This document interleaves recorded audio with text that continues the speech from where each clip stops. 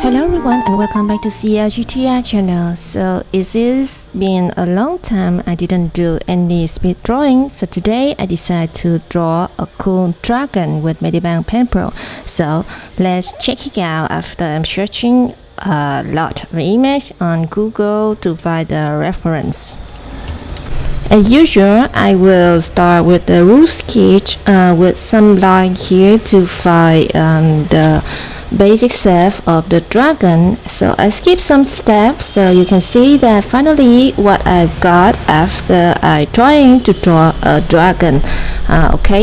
Maybe this one going to be the fly dragon up on the sky with a little bit something cool like the horns, and find some other sketch, some liner, clear lines here, maybe a tails here.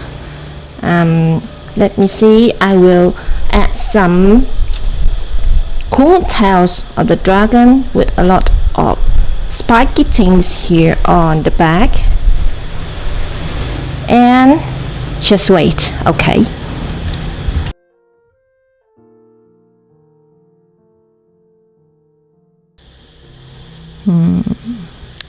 Well, whatever, just color it and we will have a cool dragon in my style.